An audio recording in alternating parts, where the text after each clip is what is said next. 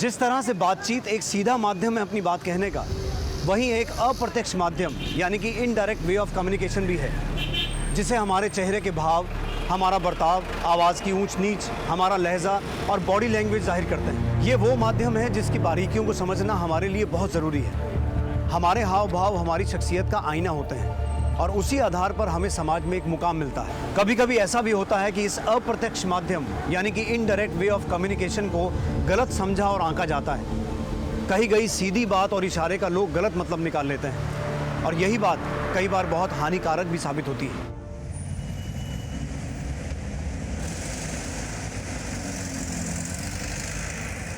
Set of questions check कर लो, यही आता है हर बार। शिखा, हाँ मेरी फाइल कहाँ रख दी है? मुझे ऑफिस के लिए लेट हो रहा है। अरे वही ड्रॉअर में रखी है, कल तुम बेड पर रखकर ही सो गए थे। ओह, तो क्या कह रही थी मैं, ये कर लोगे तो स्कोर कर जाओगे, ठीक है?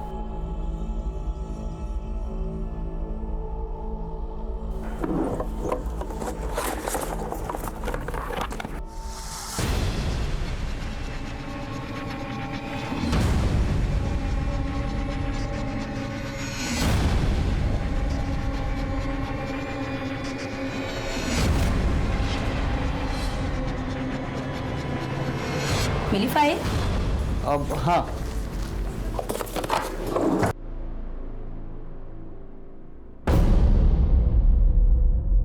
निधि बेटा तुम रेडी हो गए? चलो चलो चलो चलो।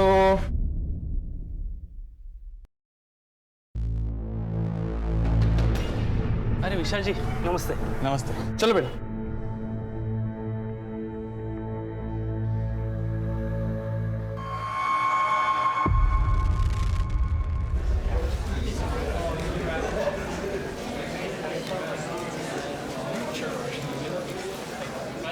हाय रोहन। हाय निधि, साथ में क्लास चले? ओके। क्यों झगड़ा किया तुमने? बोल क्यों नहीं रहे हो? बोल रोहन, क्या हुआ था? इसने तुझे क्यों मारा था? आप ही के बेटे ने कुछ किया होगा। नहीं, हमारी बेटी ऐसा कर ही नहीं सकती। ऐसे स्कूल में पढ़ाए हम अपनी बच्ची को। रिलैक्स, क्या बातें कर रहे हैं आप? चुप करिए आप। आपकी बेटी जैसी लड़कियां ही पूरे स्कूल का नाम खराब करती हैं। आपकी बेटी जैसी मतलब? नहीं मतलब हम कुछ बोल नहीं रहे, इसका मतलब ये नहीं कि आप कुछ भी बोलोगे। यही सिखा रहे हो अपनी बेटी को जो ऐसे स्कूल में मारपीट करती है? हाँ सिखा रहा हूँ, क्या कर लोगे तुम? अरे अरे कैसी बातें कर रहे हैं आप लोग, शांत रहिए जरा। बोल करेगी फिर ऐसा तू? अरे जाने दीजिए ना, बच्ची है, हो गई गलती, धीरे धीरे आ जाएगी उसे भी समझ। ये सब तुम्हारा ही किया धरा है जो इतना बिगड़ गई है। अभी 10 साल की है तो ये हाल है, बड़ी हो जाएगी तो पता नहीं कहाँ मुंह काला करवा देगी, तब पछताती रहना तुम।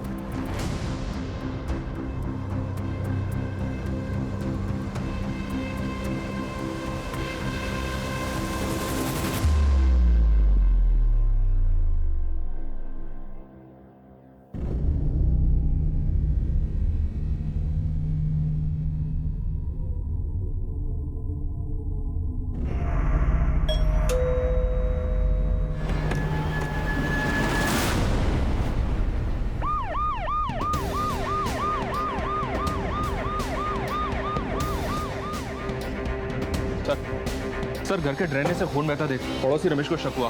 वो घर के अंदर आया तो दरवाजा खुला हुआ था। सर घर में कहीं भी फोर्स्ड एंट्री के निशान नहीं मिले और ना ही आसपास किसी ने किसी को आते जाते हुए देखा है।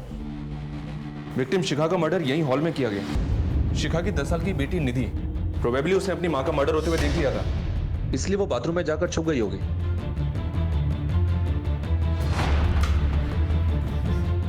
उसका मर्डर करने के लिए वॉशरूम का दरवाजा तोड़ा गया।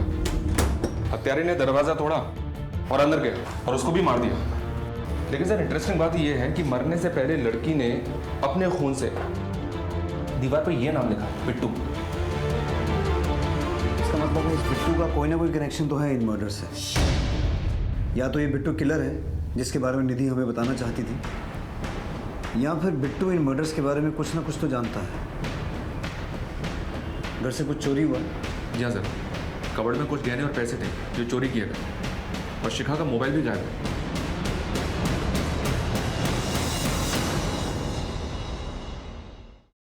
सर बिट्टू के बारे में विशाल ही बता सकता है और उसका हाल आप देख ही रहे। ऐसा कौन हो सकता है जिसे शिखा पहचानती हो, जो घर में आता जाता हो, जिसे आप भी जानते हो? सर शिखा यहीं अगले कमरे में बच्चों को ट्यूशन देती थी, वही बच्चे आते थे घर में, और बस इससे ज़्यादा कोई और नहीं आता था जिसके बारे में आपको कुछ बता सकूं। मनीष सर इस एरिया में जितने भी बिट्टू नाम के लोग हैं सबको राउंड अप करो और ये पता लगाओ कि इनकी फैमिली में बिट्टू नाम का कोई आदमी है क्या। और जो बच्चे यहाँ पढ़ने आते हैं उनकी भी डिटेल्स चेक करो, कहीं उनमें से कोई बिट्टू तो नहीं। जी सर। मनीष ये जो लड़की है निधि, इसके स्कूल में भी पता करो वहाँ कोई बिट्टू नाम का लड़का है क्या। शिखा का मोबाइल ट्रैकिंग पे डलवाओ और ज्वेलरी के लिए अलर्ट भेजो। जी सर।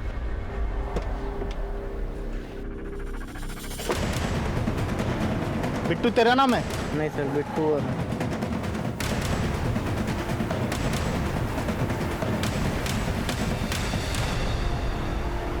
ये क्या है सर? बिट्टू समझ के किसी को भी उठा लोगे? ऐसा कहीं होता है क्या? देखो अभी हम सिर्फ इंक्वायरी करें, एक बार तहकीकात पूरी हो जाएगी ना, उसके बाद तुम सबको छोड़ दिया जाएगा। समझ में आया? जब आपकी बीवी का मर्डर हुआ था उस वक्त आप कहाँ थे? मैं तो ऑफिस में ही था। देखिए विशाल जी, हमें आपके घर में किसी भी फोर्स एंट्री के निशान नहीं मिले हैं। अब ये जो भी आदमी था बिट्टू, उसे या तो आपकी बेटी जानती थी या आपकी बीवी शिखा, जिन्होंने उसे अंदर आने दिया, और आपकी बेटी ने भी अपने खून से बिट्टू लिखा था वॉशरूम में। ये बिट्टू है कौन? सर अगर मुझे पता होता ना तो अभी तक वो जिंदा नहीं होता। याद करने की कोशिश कीजिए, कभी आपके घर में आपकी बेटी ने या आपकी बीवी ने बिट्टू नाम के किसी आदमी का जिक्र किया हो? नहीं सर, मुझे याद नहीं है। आपकी आखिरी बार कब बात हुई थी अपनी बीवी से? सर उसी दिन दोपहर को। अरे निधि की छुट्टी 2 बजे तक हो जाती है, आ जाएगी थोड़ी देर में। वैसे तुम क्या कर रहे हो? कुछ नहीं, आज मुझे भी ऑफिस में थोड़ा काम है, आते आते लेट हो जाएगा, 6-7 बज जाएंगे। कुछ सामान लाना है? नहीं, कुछ नहीं लाना है। ठीक है। फोन आपने किया था या शिखा ने? सर शिखा ने ही किया था। कुछ काम था उसे आपसे? नहीं सर, ऐसे ही किया था। फिर 2 घंटे के बाद रमेश का फोन आया और उसने बताया कि घर पे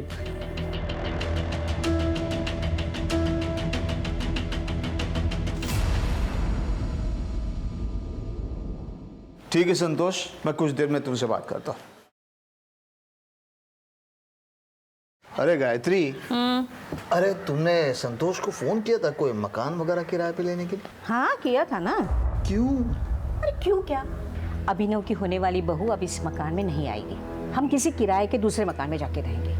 इसीलिए मैंने संतोष को कहा था कि हमारे लिए कोई बड़ा सा अच्छा सा मकान ढूंढे। अरे पागल हो गई हो क्या? अपना खुद का इतना अच्छा मकान छोड़कर हम लोग किराए के मकान में रहेंगे? देखिए पंडित जी ने कहा है कि अभिनव की होने वाली बहू के लिए ये मकान का वास्तु अशुभ है। अरे कौन से पंडित ने कहा है? आप कुछ भी कहिए, पर इस घर में अब हमारी होने वाली बहू नहीं आएगी, मतलब नहीं आएगी, समझे?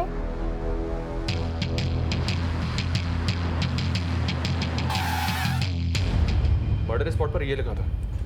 ये विशाल का बिट्टू नाम का कोई बिजनेस राइवल है क्या जो उसकी फैमिली का मर्डर कर सकता है? नहीं सर, बिट्टू तो कोई नहीं है। कोई और राइवलरी, कोई दुश्मनी या लड़ाई, कुछ भी?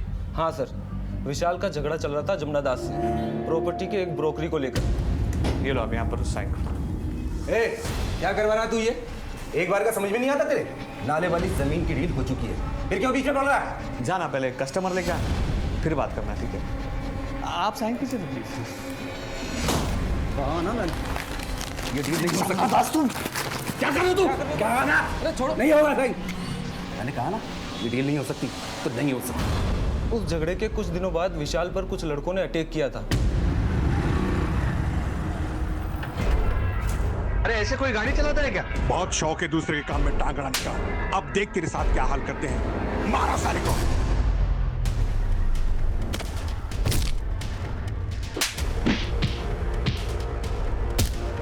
ए, छोड़ो उसे, पुलिस को बुलाओ कोई। ए,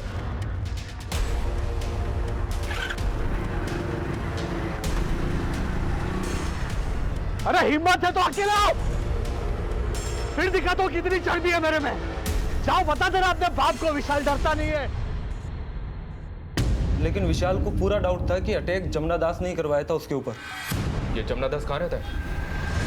आपके पास कोई सबूत है तो बताएं कि हमने मारा उसके बीवी बच्चों को। देखिए जमुना दास जी, दुनिया में सारे फसाद की जड़ 3 चीज़ें होती हैं: जर, जोरू और ज़मीन। और यहाँ इस मामले में ये तीनों ही हैं। देखिए साहब, मैं ऐसे टुच्चे काम नहीं करता। वो ज़मीन सरकार लेने वाली थी, इसलिए मैं खुद ही हट गया, वरना विशाल तो क्या उसके बाप की औकात नहीं थी हमें रोकने की। सर। हाँ मनीष। सर, जमुना दास से बात हुई, कुछ ज़्यादा ही टेढ़ा आदमी लग रहा है। जमुना दास और विशाल, इन दोनों के पीछे अपने आदमी लगाओ। इन दोनों के उठने बैठने की एक एक डिटेल चाहिए मुझे। शिखा का फ़ोन ट्रैक हुआ? नहीं सर, अभी तक स्विच ऑफ है। जुड़े की भी कोई न्यूज़ नहीं है। विशाल और शिखा के सीडीआर मंगवाए हैं, जल्दी मिल जाएंगे। ठीक है।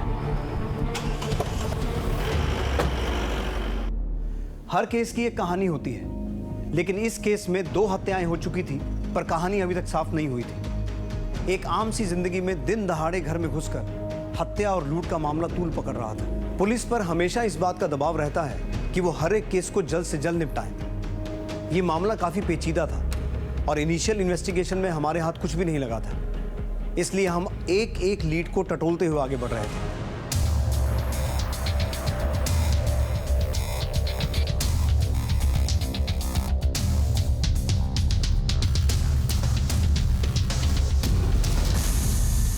बेटा, ये बिट्टू नाम का कोई दोस्त है क्या आप लोगों का?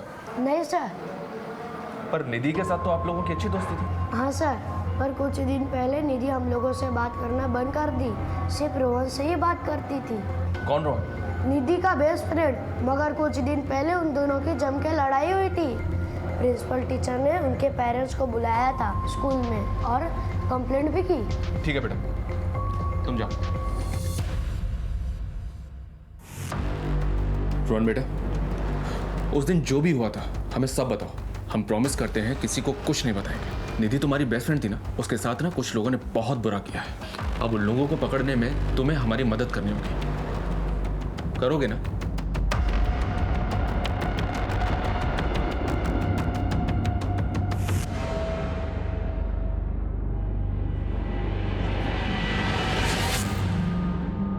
देखो, अब यहाँ पे मेरे और तुम्हारे अलावा और कोई नहीं है, हाँ? इसलिए तुम्हें डरने की कोई जरूरत नहीं है। बताओ, उस दिन क्या हुआ था? सर, वो मेरी दोस्त नहीं थी। तो फिर? सर, वो मेरी गर्लफ्रेंड थी। अगर ऐसा था तो झगड़ा क्यों हुआ था? सर, उसने मुझे काट लिया। मैं डर गया था, इसलिए मैं चुप रहा। सर, लेकिन आप पापा को कुछ मत बताइएगा सर, प्लीज। Don't worry. वो स्कूल में ऐसी हरकत करती थी और आपको पता ही नहीं? देखिए सर, बच्चे स्कूल में 5-6 घंटा ही रहते हैं और घर पर सारा दिन। और रही बात हमें नहीं पता होने की, तो निधि का बिहेवियर कुछ 3 महीने से बहुत बदल सा गया था। ना तो वो अपनी टीचर से बात करती थी, ना अपने दोस्तों से। तो हमें कैसे पता चलता कि उसके मन में क्या चल रहा है? फिर भी आप हमारे हिंदी टीचर उदित जी से बात कर सकते हैं। वही उसके क्लास टीचर हैं और उसे एक्स्ट्रा ट्यूशन भी देते हैं। सर, उसके बिहेवियर में चेंज तो आया था, बट वो ऐसा करेगी मुझे भी आइडिया नहीं था। मरने से पहले निधि ने ये लिखा था। हमें डाउट है कि इन मर्डर्स में बिट्टू का हाथ हो सकता है, और ये भी पॉसिबल है कि ये बिट्टू ही निधि को हैरेस कर रहा था और निधि ने ये सब उसी से सीखा। सर, मैं किसी बिट्टू को तो नहीं जानता, पर मुझे पूरा यकीन है कि ये निधि ने नहीं लिखा है। निधि ने नहीं लिखा मतलब? निधि सारे सब्जेक्ट्स में बहुत अच्छी थी, बस उसको हिंदी में प्रॉब्लम थी। बड़े ई और छोटी ई की मात्रा तक में कंफ्यूज रहती थी। और ये बिट्टू लिखना इतना कठिन है, इतनी मात्राएं हैं इसमें, निधि हिंदी में तो लिख ही नहीं सकती। अगर उसे लिखना भी होता तो वो इंग्लिश में लिखती। Are you sure? बिल्कुल सर, आप चाहे तो उसकी हिंदी की नोटबुक देखिए, आपको खुद अंदाजा लग जाएगा कि उसकी हिंदी कैसी थी।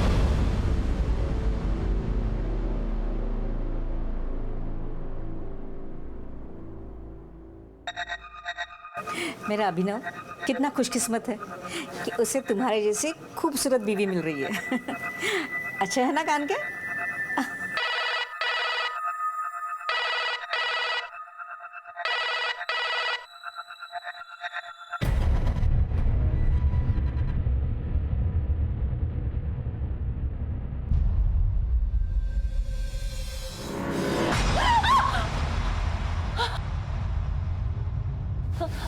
आप इस वक्त यहाँ क्या कर रहे हैं? क्या हुआ बहू?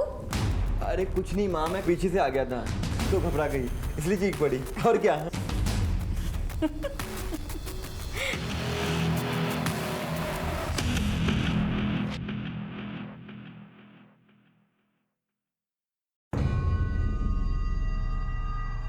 सर, निधि के बैग से ये डायरी मिली है। ये देखिए, इसमें क्या क्या लिखा है। दो लोग एक साथ रहते हैं, प्यार करते हैं, अगर सब ऐसे ही रहें तो कितना अच्छा हो लाइफ में, बट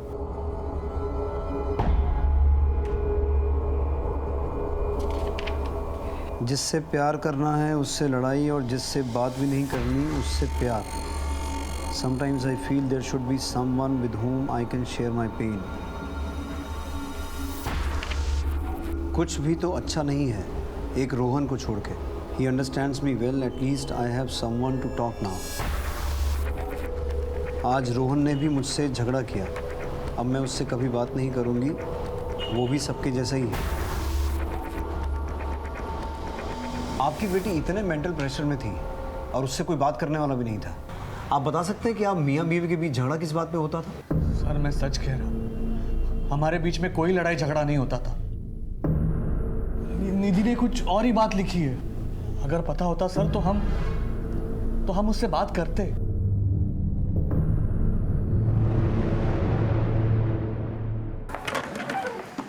निधि की हिंदी की नोटबुक से ये तो साबित हो गया कि बिट्टू पुलिस की इन्वेस्टिगेशन को दूसरी दिशा में मोड़ने के लिए लिखा गया था। लेकिन क्या हुआ सर? क्या सोच रहे हैं? समझने की कोशिश कर रहा हूं कि मैं सही हूं या गलत। मतलब मनीष, उस घर में सब कुछ 2 बजे के आसपास ही हुआ। निधि स्कूल से घर आई, मर्डरर घर आया, मर्डर और लूट करके वहां से चला गया। शिखा ने विशाल को फोन भी लगभग 2 बजे के आसपास ही किया, वो भी बिना किसी कारण के। कहीं ऐसा तो नहीं कि शिखा जानती थी कि बिट्टू घर आने वाला है और वो ये नहीं चाहती थी कि विशाल और बिट्टू आपस में मिलें, इसलिए उसने विशाल को फोन किया कि वो घर कब आने वाला है। और ये विशाल भी अपने परिवार के बारे में बहुत कुछ छुपा रहा है। मुझे लगता है विशाल और शिखा के रिलेशन में कुछ तो एबनॉर्मल है, जिसके बारे में निधि जानती थी और निधि उस बात को लेकर परेशान भी थी। सोचने वाली बात यह भी है सर कि अभी तक की इन्वेस्टिगेशन में हमने जितने भी लोगों से बात की है, किसी ने भी इस बिट्टू नाम के आदमी को नहीं पहचाना। सर कहीं ऐसा तो नहीं कि कातिल ने खुद ये बिट्टू नाम लिख दिया पुलिस को गुमराह करने के लिए, ताकि हम उसे ढूंढते रहें और वो खुद सेफ हो जाए? हो सकता है मनीष, और हो ये भी सकता है कि कातिल ने हमें चुनौती दी हो उसे पकड़ने की, या फिर ये बिट्टू नाम का आदमी सच में एग्जिस्ट करता है जिसका नाम कातिल ने जानबूझ के वहां लिखा ताकि वो फंस जाए। मनीष, इस परिवार के बारे में और गहराई में पता करो, शायद बिट्टू नाम के किसी आदमी का कुछ सुराग मिले। सर वैसे तो घर में छोटे मोटे झगड़े होते रहते थे, पर कोई 1 महीना पहले विशाल का शिखा से बहुत झगड़ा हुआ था किसी आदमी को लेकर। चल निकल निकल। छोड़िए ना, जाने दीजिए ना। चल निकल।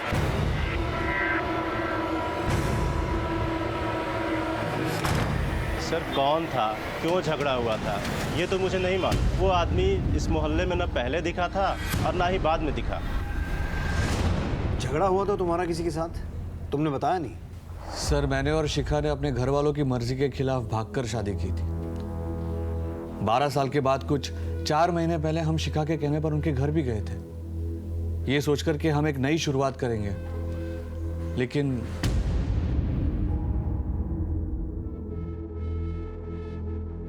पुरानी सारी बातें भूल जाइए ना पापा। अब तो आपके नातिन भी आपसे मिलने की जिद करती है। पूछो नाना की। जब बेटी ही मर गई तो नवासी कैसी? तुम लोगों ने यहाँ आने की हिम्मत कैसे की? चले जाओ यहाँ से और दोबारा यहाँ कदम रखने की कोशिश भी मत करना। पापा प्लीज, निधि नाम रखा है इसका, कम से कम इसके लिए। शिखा, ये सब क्या ड्रामा है? निकलो यहाँ से, विशाल लेकर जाओ इसे, अगर नहीं गए तो देख लेना। देख लेना मतलब? नहीं माना कि हम दूसरी जाति के, लेकिन हमारे संस्कार तुमसे बहुत ज्यादा बेहतर है। अरे आनंद, तुझे तो एहसान मानना चाहिए कि मैंने ऐसे घटिया संस्कार वाले परिवार के साथ रिश्ता जोड़ा है। निकल निकल यहाँ से, और दोबारा मत आना यहाँ पर। निकलो यहाँ से। शिखा!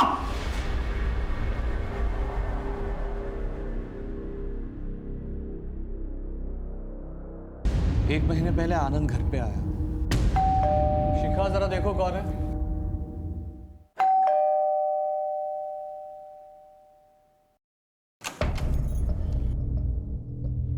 भैया आप आइए ना।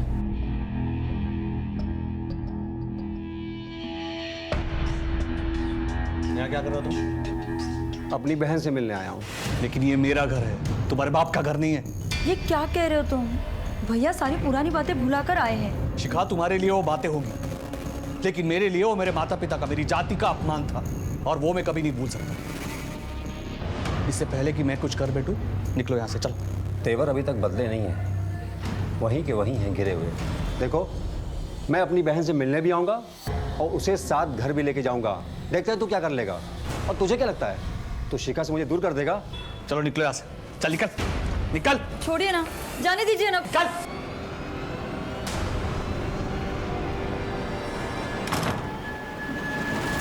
शिखा के कहने पर ऑलरेडी बेइज्जती सहन की थी, अब और नहीं सहना था। इसीलिए उसे देखकर गुस्सा आ गया और फिर झगड़ा हो गया।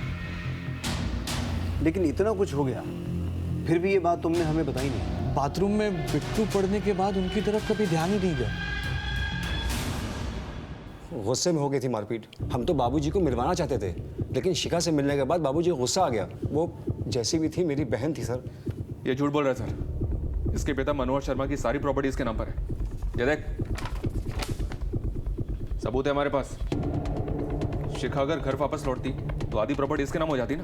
सर, हम भाई बहन के बीच प्रॉपर्टी का मसला कभी नहीं था। सर, ये दूसरी जात वाले विशाल की चाल है। सर, 12 साल का बदला ले रहा है मुझसे। सर, मैंने ऐसा कुछ नहीं किया है।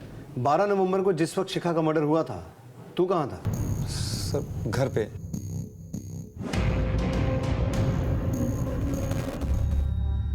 सर, निधि और शिखा की पोस्टमार्टम रिपोर्ट आ गई है। निधि की रिपोर्ट में तो कुछ नहीं मिला, मतलब वो मर्डर से 1-2 घंटे पहले ही फिजिकल हुई थी। फिजिकल? लेकिन किसके साथ? उसका पति विशाल तो उस वक्त ऑफिस में था। सर, शायद आपका अंदाजा बिल्कुल सही था।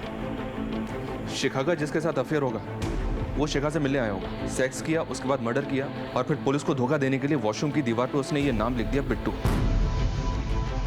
या फिर सर ये भी हो सकता है कि ये कोई रेप केस हो। शिखा की लाइफ को और अच्छे से टटोलना होगा। सीडीआर आने में कितना वक्त लगेगा? शाम तक आ जाएंगे सर।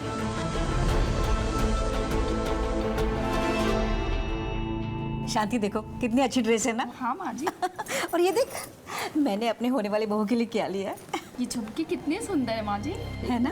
पहली बार जब अपने घर पे आएगी ना वो, तब मैं उसे पहनाऊंगी। कितना प्यारा है ना। जी बाबू जी। जरा पानी लेके आना पीने। जी बहुत प्यारे हैं। गायत्री, दिमाग खराब हो गया तुम्हारा? अरे शादी का घर है, घर में पैसे हैं, गहने हैं, और तुम ये दुकान से जाकर बैठी हो नौकरों के सामने। आप है ना, रेखा का टेंशन लेते, आपसे तो बात करना ही बेकार है।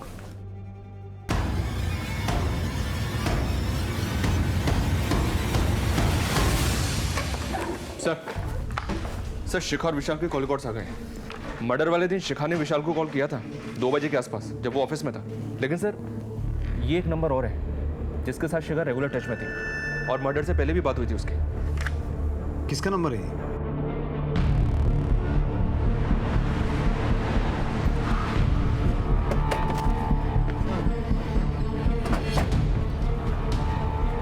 अश्विन, शिखा के साथ बहुत बातें होती थी तेरी? हाँ सर, विशाल भाई का अकाउंट चलता है मेरी दुकान में, इसलिए सामान के सिलसिले में बात होती है। क्या हुआ? ठीक है, थाने चल, हमें भी तुझसे कुछ बात करनी है। सर क्यों? सर क्या हुआ? बोल, बोल, बोल। बहुत डीट बंदा है सर, इतना तोड़ो लेकिन अपना मुंह खोलने के लिए तैयार नहीं। अरे तो इतनी मेहनत करने की जरूरत क्या है? ये लो, ब्लड सैंपल लो और डीएनए मैचिंग के लिए भेज दो। अगर ये उस दिन फिजिकल नहीं हुआ था तो पता चल जाएगा, और अगर ये झूठ बोल रहा है तो फिर अपनी हालत का जिम्मेदार खुद होगा।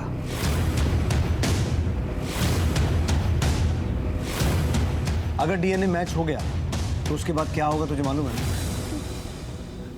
बता, शिखा से इतने रेगुलर कांटेक्ट में क्यों था, और वो तुझे 12 से 1 के बीच में कॉल क्यों करती थी? बोल दे, अभी भी वक्त है। ले लो भाई, इसका सैंपल ले ही लो। अब इससे इसकी रिपोर्ट आने के बाद ही बात करेंगे। ठीक है सर।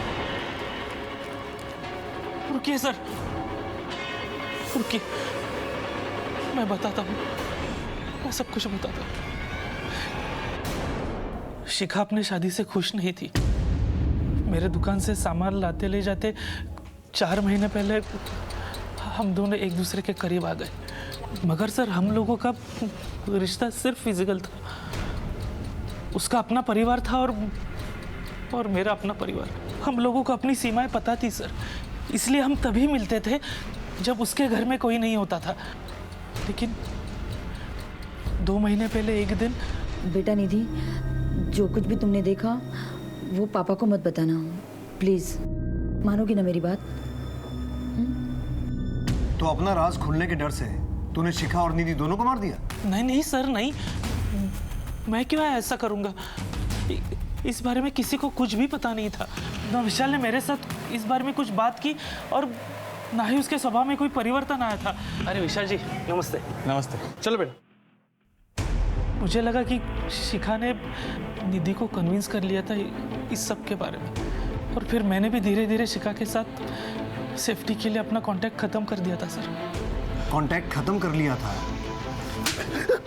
तो रेगुलर कांटेक्ट में क्यों था? सर 1 महीना बीतने के बाद मेरा दिल बहकने लगा था। मैं शिखा के पास वापस जाना चाहता था, लेकिन शिखा बदल गई थी सर। वो ये रिश्ता खत्म करना चाहती थी, वो मुझसे नहीं मिलना चाहती थी सर। अगर उसने मना कर दिया था तो फिर तू उसके साथ फिजिकल कैसे हुआ? सर मैंने उस दिन उसे फोन किया था और इसी बात के लिए हम दोनों का झगड़ा भी हुआ था सर। देखो, मैंने तुम्हें कितनी बार कहा है कि हमारे बीच जो कुछ भी हुआ वो मेरी गलती थी। तुमसे रिश्ता रख के मैंने विशाल को बहुत धोखा दिया है। अब बस, मैं विशाल से बहुत प्यार करती हूँ और उसे धोखा नहीं देना चाहती हूँ। अच्छा, अब तुम्हारे विशाल को सब कुछ सच बता देता हूँ कि तुमने मेरे साथ क्या क्या गुल खिलाया है। फिर देखते हैं कि तुम्हारा विशाल तुमसे कितना प्यार करता है। अश्विन, ये क्या बोल रहे हो अश्विन? तुम ऐसा कुछ नहीं करोगे। तुम जो कहोगे मैं वो करूँगी। हाँ सर, ये सच है कि मैंने शिखा पर उस दिन जबरदस्ती की थी, लेकिन सर मैंने उसका मर्डर नहीं किया। मैंने उसका मर्डर नहीं किया सर। रेप का चार्ज लगाओ इसमें और जेल में डालो। अकल ठिकाने आएगी तो मर्डर भी एक्सेप्ट करेगा।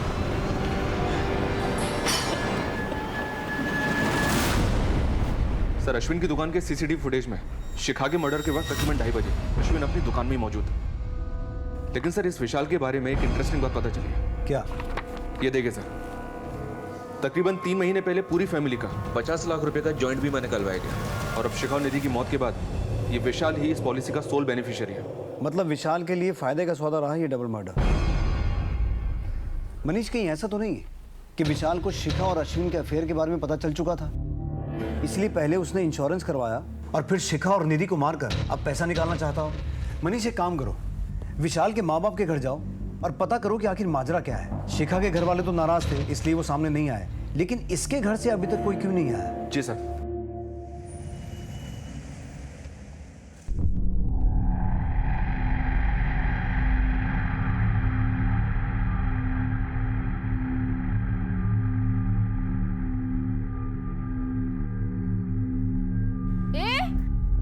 कौन हो तुम और अंदर क्या झांक?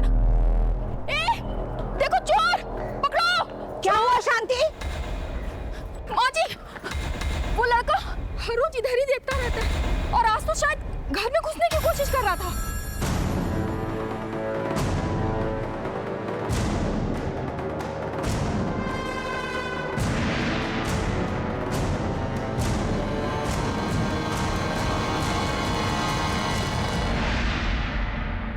जी अनीता जी, बताइए क्या संबंध है आपके विशाल से? है नहीं, थे। शादी होने वाली थी हमारी विशाल के साथ, लेकिन एन मौके पे वो मेरी दोस्त शिखा के साथ भाग गया। डोली नहीं उठी हमारी मंडप से और इतनी बेइज्जती हुई कि आज तक शादी नहीं हुई हमारी। मेरी अपनी दोस्त ने मेरी जिंदगी खराब कर दी। विशाल ने आपको इतना बड़ा धोखा दिया, लेकिन आप फिर भी उससे बातें करती थी फोन पे, वो भी रेगुलर। ये आप ही का नंबर है ना? सर मेरी वजह से अनीता की शादी नहीं हो रही थी। एक दिन वो मुझे रास्ते में मिल गई थी।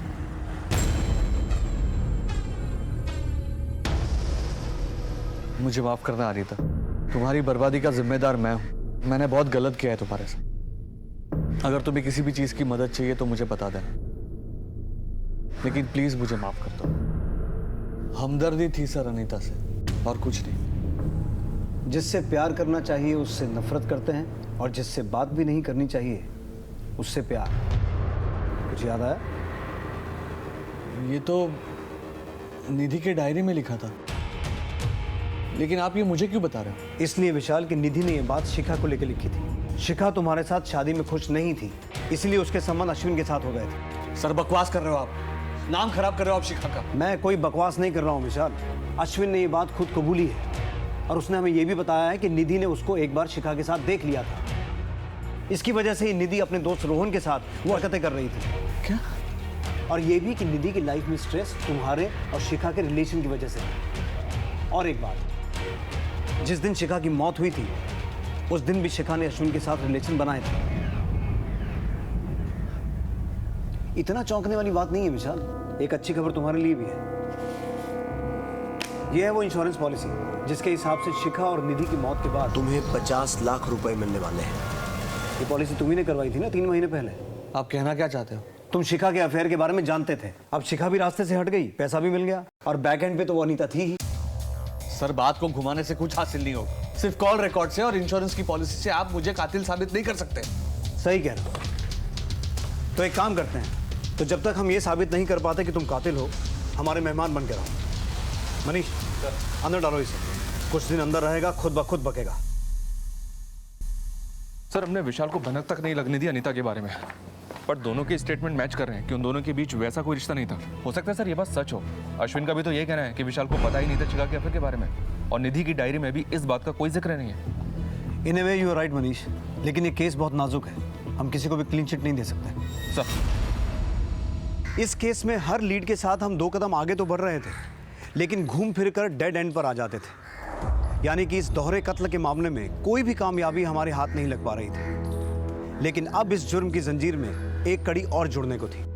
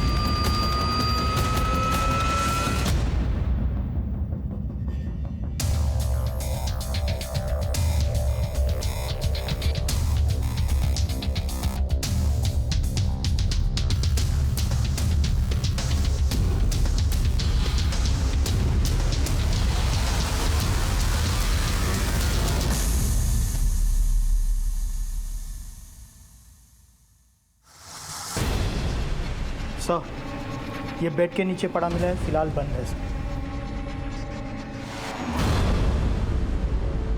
सर गायत्री जी के बेड के नीचे से मोबाइल मिला है, फिलहाल बंद है। सर लगता है गायत्री जी को स्ट्रैंगुलेट करके मारा गया है। ये भी पता चला है कि घर में कुछ ही दिनों में शादी होने वाली थी। घर से नकदी गहने सब गायब है। घर में कहीं भी फोर्स एंट्री का निशान नहीं है, लेकिन ये सारा मामला लूटपाट का ही लग रहा है। इसका मतलब है किसी को घर की पूरी जानकारी थी। या तो दरवाजा अंदर से खोला गया या फिर किसी मास्टर की का इस्तेमाल हुआ। जी सर, घर के अंदर लूटपाट भी हुई है। हत्यारे ने मर्डर किया और सारा माल लूट के निकल गए। ठीक है मनीष, बॉडी को पोस्टमार्टम के लिए भिजवाओ और सभी पुलिस स्टेशन में हत्या और चोरी हुए गहनों की अपडेट भेजो। और ये पता करवाओ कि उस एरिया में कोई गैंग वैंग तो एक्टिव नहीं है। सर मम्मी पापा दिल्ली जा रहे थे मेरी शादी के कार्ड बांटने के लिए, पर अचानक से मम्मी की तबीयत खराब हो गई और उन्हें घर वापस लौट कर आना पड़ा। फिर मैं पापा के साथ दिल्ली गया। हम लोग वहीं थे जब हमें ये खबर मिली। आपको किसी पे शक है? घर में आने जाने वाला कोई आदमी या फिर पिछले कुछ दिनों में कुछ अजीब हुआ हो? हाँ सर, हमारी कामवाली ने कुछ दिनों पहले एक आदमी को घर के बाहर देखा था। ये फोन हमें आपके घर के बेड के नीचे से मिला है। नहीं सर, हम दोनों में से तो किसी का नहीं है, और गायत्री तो फोन रखती ही नहीं थी। मनीष, इसे साइबर टेक्नीशियन के पास भिजवाओ, ऑन करवाओ। हो सकता है मर्डर से छूट गया हो। और इनकी बाई ने जिस आदमी को घर के बाहर देखा था उसका स्केच बनवाओ। सर इस केस के सिरे टटोलते हुए हम दूसरे केस में उलझ गए। इंसानी फितरत की कई कहानियां सामने आ रही थी। कोई भी जुर्म बिना दस्तक के नहीं होता। यहाँ भी जुर्म ने दस्तक दी थी।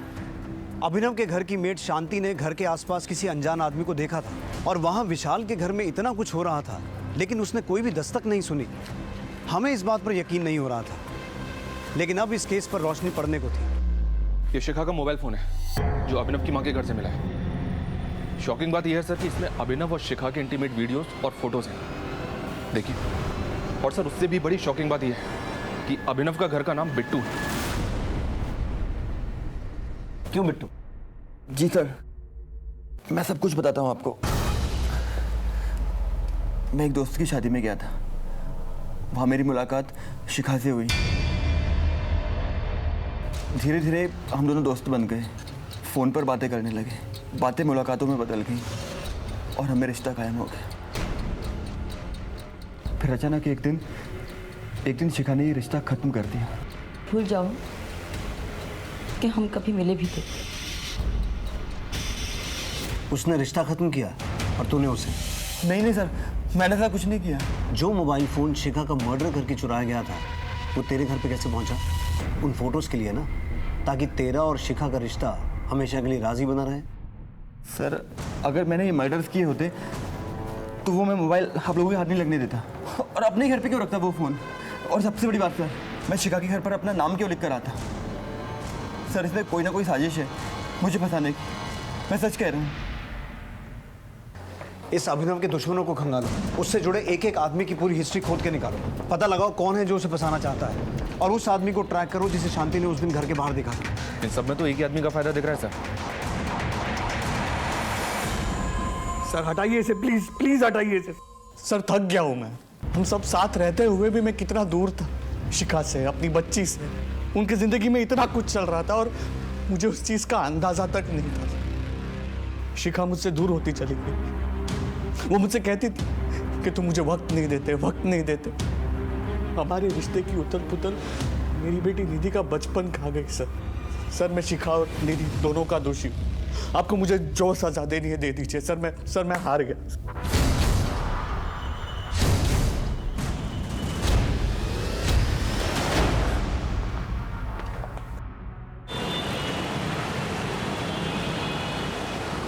सर, गायत्री की मौत की असली वजह स्ट्रैंगुलेशन नहीं, बल्कि डाइल्यूटेड वर्जन ऑफ साइनाइड है। मौत के बाद गला घोटा गया है। Diluted version of cyanide? ये तो पेस्टिसाइड मैन्युफैक्चरिंग फैक्ट्रीज में इस्तेमाल होता है और इतनी आसानी से किसी आम आदमी के हाथ नहीं आता। मनीष, इस जिले की जितनी भी पेस्टिसाइड मैन्युफैक्चरिंग कंपनीज हैं सबसे संपर्क करो, पूरी इन्फॉर्मेशन निकालो। सर,